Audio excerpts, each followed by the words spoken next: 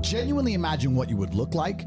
Imagine where you would live. Imagine the car you would drive. Imagine how much your woman would respect you. Imagine the love you would see in her eyes when she looks at you with adoration like a king. Imagine your existence. That person is waiting for you, and the only thing that's stopping you from being that person is your monumental laziness. You can have it. The universe is very giving. It will give you anything you work for. I've never seen somebody try for something with all of their might and not get it. The only people who do not have the things they want are the people who do not try for them. I've never seen a person wake up and say, my only dedication in life is to solve a Rubik's Cube and fail. You are not stupid. You are not incompetent. You are lazy and arrogant.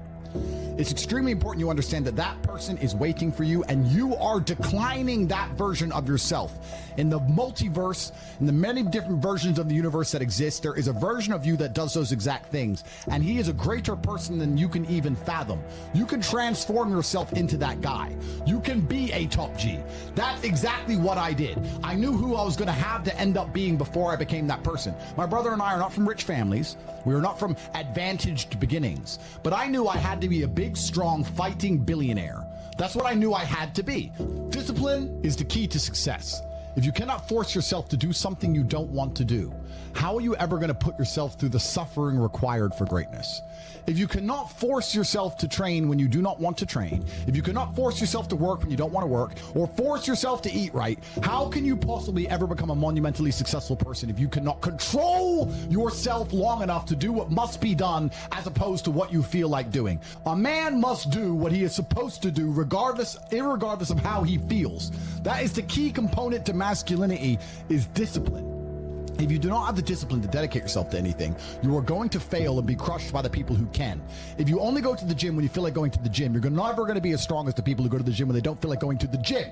That is a reality of life. So, I train every single day. I've actually heard from some people saying, you overtrain. And I explained to them, one, I don't believe in rest. I'm not you. I'm not broke like you are, Mr. Fitness Trainer, standing around the gym teaching people for $50 an hour. I don't need to listen to you. Secondly, I don't train because I want to get bigger. I train every day because it is difficult to train every day. It hurts. I don't want to. I wake up and I'm busy. I have other things to do. I don't feel like doing it, so I force myself to do it 7 days a week, 365 days a year, so that I know I'm the kind of person who can do what he doesn't want to do when it needs to be done. I am that man, and it's more of a mental exercise than a physical exercise at this point. How can you ever outcompete me if I can force myself to do the things I don't want to do and you cannot? Discipline is absolutely essential for success, and you need to get very comfortable and very used to the idea of understanding that on your path to greatness, there are going to be long periods of time where you hate what you are doing, where you are dissatisfied with the actions you must undertake, where you are tired, where you are stressed. That is why it is difficult. That is why most people won't make it. If the path was easy, everybody would walk it and it would lead nowhere. 100 people start the path, 99 fall off because it is difficult, and the one person who makes it to the end gets the gold. If all 100 made it to the end and the gold was divided by 100, it wouldn't even be worth anything. The difficulty gives it value. The fact that it is difficult to do is the key component into the fact you want it in the first place. If it wasn't difficult, everyone would have it and you wouldn't want it because no one would respect it. It's supposed to be hard. Life is supposed to be hard. You're supposed to think this is terrible. You're supposed to suffer and smile through the pain regardless. Discipline is the key to success in all realms as a man. And if you lack it, you stand no chance. You can give most people a roadmap to success. You can give them a Ferrari with a full tank of gas, and a lot of people still wouldn't make the destination because they would say the drive is too far away. Quitters, they don't have the discipline. You can tell them exactly how to do it. You can give them the mechanism to get there, but they don't have the discipline to complete the drive and end up at the destination. That is the majority of Earth. This is your competition. People who, even if they are told what to do and people tell them exactly how to do it and help them do it, still quit, still fail because they lack discipline. Even me, with my monumental powers, I can't make a quitter successful. It doesn't matter how good I am. It doesn't matter how easily I make it for them to succeed. It doesn't matter how compendious and concise and powerful the real world is. It doesn't matter how much I text them and motivate them, how many emergency meetings I do to try and talk to them and hype them up, how much motivation I give them. It doesn't matter what I do. If they are a quitter, guess what they're going to do? They're going to quit. No matter how simple the map is to read, no matter how fast the Ferrari is, somewhere along the drive, the sun's going to get in their eyes. and they're going to sit there and go, I don't like this is hard, and they're going to quit. Quitters are the #1 type of people that nobody can help. If you're a quitter, I can't help you, life can't help you, God himself cannot help a quitter. So if you lack discipline, you lack the very basic building block to any type of success which exists on the planet. By every single metric which can be measured with science, you are going to stay a loser and a failure. So you need to pick the low-hanging fruit first. And the starting block to all of these things is your body. I believe you lift, stretch, move, improve your body, try and train MMA, learn how to fight, get stronger, get bigger muscles.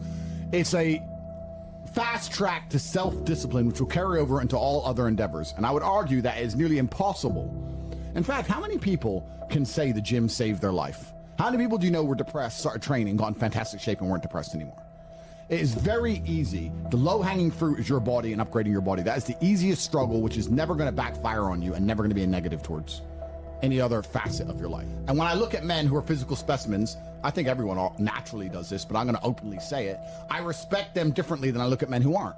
I have a different level of respect for them because they show me they have discipline. They show me they have motivation. They show me they're capable of doing difficult and hard things. Those are the kind of people I trust. They're not afraid of struggle. They're problem solvers. People who train are problem solvers, and you need to become one, and you need to become very, very adept at solving problems pretty quickly. I actually find it amazing that there's people out there who aren't in perfect physical condition. Guys, let me tell you all a newsflash. If you eat right and you train hard, you look good. Yeah. It's like a biological certainty. It's almost impossible to be fat and look bad if you eat right and train hard. Your body will react and give you exactly what you want. So why don't you all look like superheroes? Do you not understand how intimidating that is just when they look at a group of people and they all look like superheroes and they can tell they're all disciplined, all hardworking, all dedicated, all physically strong? The struggle is what's beautiful about it. That's the most important thing. That's what you have to understand. The key is to keep training. If you train hard every single day, you don't have to worry about a little bit of vitamin C. It's true. If you don't train and you don't smoke, you're still going to be a pussy. Yes. The answer is always hard work. As soon as you are granted life, you are guaranteed death. What you do in between is up to you. You are all conscious. That could end tomorrow, that could end in 100 years. But the time between the beginning of your consciousness and the end of it is completely up to you. Training is never the wrong decision. If you are free, you should train. If you are rich, you should train. If you are poor, you should train. If you smoke, you should train. If you don't smoke, you should train. If you drink, you should train. If you don't drink, you should train. You cannot escape that hard work is always the correct decision. There is no time in any scenario when working hard is going to be the wrong answer. You should always try your very best in all things. I always knew the answer to everything is raw action. The answer to everything has always been raw action. My dad had a tweet about this. He said that raw action solves all. So when I was broke, I was never like, I'm poor, what do I do? It was, I'm poor, I have to do something. If I was broke, I'd go for a run. That's why I was such a great fighter. If I was broke, I'd sit there and go, I'm actually poor. How do I make money? Dunno. Where can I get some cash? Dunno. What work can I do? Dunno. I'll just go for a run then. And I just go for a 3-mile run. You just have to say, well, I have to do something. I can't just sit still and die. A lot of people are happy to just sit still and die or go to sleep and take a nap. Well, if that's what you want to do, then you can stay a loser. That's fine. I'm glad there are losers because if everyone had Lamborghinis, my Lamborghini wouldn't be fun to show off. I need you to look at it and feel the deep pain in your heart of regret and failure. That's the whole point of it. I need to drive my Bugatti and everyone be looking at it going, I'll never have one of those. And I can get all their energy and feel it all, and it makes me happy. Fantastic. So you can sit at home and do nothing. But when I was poor, I had to go for a run. I couldn't sit still or lift weights or do something. I couldn't even sleep. So raw action solves everything. And I understood that at a young age. But as you get older, you get to look back and you get to put your whole story together, the whole tapestry together. I knew I wouldn't stay poor. Did I ever think I'd get this rich? Well, I never said I wouldn't, but did I ever think it would probably happen at this level? No. But it's amazing how the compounding interest of just endless raw action adds up. I've never had a lazy day. I've never skipped work, never missed an email, never had a day off, ever. You name if you were to go through the last 3 years of my life, you will see that there's never been a day where I wasn't doing what I was supposed to do. And it all just adds up, and then monumental success comes, and you get to laugh at everybody else, ha ha ha, and life's great.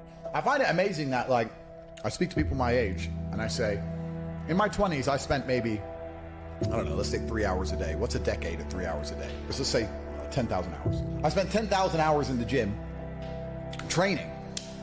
You're the same age as me. What did you do with those 10,000 hours? And they can't even tell me what they did. What did you do? Watch TV, go out, go pub, sit around, sleep, nap, chase women? What did you actually do? We had the same amount of waking hours and the same amount of minutes. I know where 10,000 hours of my minutes went, and that's why I'm the champ. That's why I have 4 title belts above my bed. That's how I spent my 10,000 hours. Tell me what you did with your 10,000 hours, which is equal to, comparable to, or superior than how I spent my time. And they can't even name what they did with any of their time. They're like, don't know. So if you're 16, you need to be using every single waking minute towards things you're going to remember. You're going to remember training. You're going to remember working hard. You're going to remember trying to make money.